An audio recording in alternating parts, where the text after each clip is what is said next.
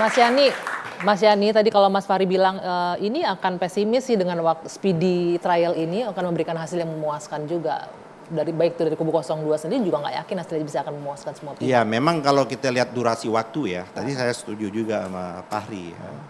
Sesungguhnya kan ini oleh karena itu perlu saintifik untuk melakukan pendekatan. Kan kita ini dari Sabang sampai Merauke, persoalannya beda-beda, cukup beda-beda. Jadi bagaimana meningkatkan yang kuantitatif itu menjadi kualitatif seperti itu. Satu-satunya memang saintifik seperti itu. Nah, dalam rangka itulah kami mencoba melakukan pendekatan saintifik itu kemarin. Kami hadirkan yang namanya ahli ekonomimetri gitu. Untuk menjawab tadi, apakah ada pengaruh, ada korelasi positif atau tidak bansos dengan pemberian dan kunjungan-kunjungan yang namanya Pak Jokowi. Hasil dari apa yang ditemukan, temuan yang ditemukan oleh Pete Anderson ini punya korelasi positif. Korelasinya seperti apa? Jadi kenaikannya itu 14% memang. Bansos, kunjungan-kunjungan, dan itu mengkonfirmasi memang suaranya Pak Prabowo pada waktu 2019.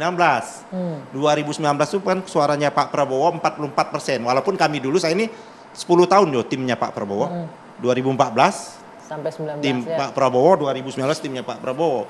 Kita klaim kita dulu tidak 44%, ya Pak Bung Fahri, ini kan mewakili kita pada waktu itu. Klaim kita kan menang pada waktu itu. Jadi anggap saja angka konservatif itu yang angka yang sudah ada di KPU, yang angka yang sudah kita yang jalankan kan 44%. Nah sekarang kan suaranya Pak Prabowo ini kan 58%. Ini terkonfirmasi dengan apa yang dilakukan oleh Pete ini, ada kenaikan bansos itu 14 sekian persen, itu yang disampaikan. Nah dari ahli dari sini kan membantah juga, kan ada juga ahli. Silakan nanti biarkanlah majelis mempertimbangkan apakah ekonometri yang disampaikan oleh ahli kami ini memang mempunyai korelasi, ditambah juga contoh. Faisal Basri juga menyatakan ini menyebut bansos ya, beras. Kenapa beras ini sebenarnya kita tidak memerlukan impor yang begitu besar? Karena kekurangan beras kita itu sesungguhnya hanya 0,6 juta ton. Tapi pemerintah mengimpor 2,63 juta ton. Kalau impor beras itu asumsinya adalah untuk stabilisasi harga. Tapi faktanya pada waktu yang Februari itu harga tertinggi menurut Faisal Basri. Dan sepanjang sejarah yang ada seperti itu. Artinya ke beras itu kemana hilangnya gitu loh. Sampai sekarang beras masih tinggi harganya. Gitu. Sama Yani saya ada yang nggak setuju.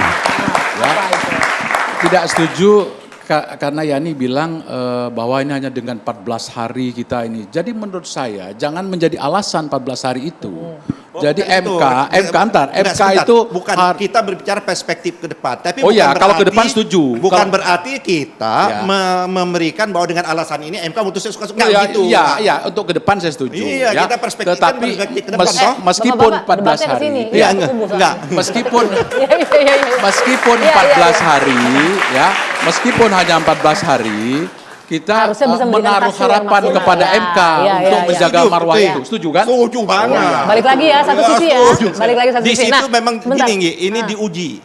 Saya setuju. Apakah MK akan kembali kepada posisinya sebagai negarawan, kemarwahannya, kembali dia atau dia kembali kepada titik nadirnya. Kalau dia kembali kepada titik Kalau dia kembali kepada titik nadirnya, saya udah berulang kali nih didengar sama hakim MK. Mungkin sudah layak kita mempertimbangkan kehadiran MK lagi. Perlu ada evaluasi total dari MK ini, gitu loh. Oke, Mas Fahri. Tadi Anda kan mempertanyakan bagaimana mengkonstruksi ini ada relevansinya pemberian bansos dengan kemenangan Pak Prabowo. Tadi Mas Yani bilang ada pendekatan saintifik nih, membuktikan ada kenaikan 14%. Makanya untuk hari ini kan seperti yang sudah disampaikan tadi pagi bahwa kita hari ini kan menghadirkan 8 ahli, 6 saksi. Ya. 8 ahli itu diantaranya ada 2 ahli yang khusus secara spesifik memotret tentang apakah persoalan kebijakan untuk mengguyur bansos itu ada kaitannya, mempunyai korelasi aktif, korelasi penting dan signifikan dengan persoalan perolehan suara atau tidak. Malam ini kita akan hadirkan Hasan Nasbi dan Muhammad Kodari. Mereka punya hasil survei, mereka punya produk riset yang bisa membantah bahwa pendekatan yang dilakukan oleh Pete Anderson itu keliru. Nah itu jadi kalau Pete ini kan pendekatannya keilmuan.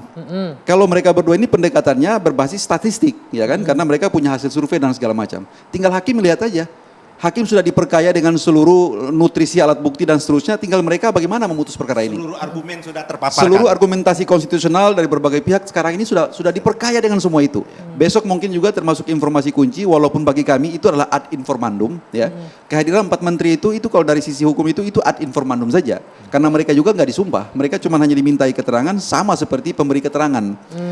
Tujuannya adalah bagaimana agar mahkamah, hakim itu mendapatkan perspektif yang holistik berkaitan dengan sengkarut masalah ini. Itu aja, selanjutnya tinggal tanggal 22 mahkamah putuskan.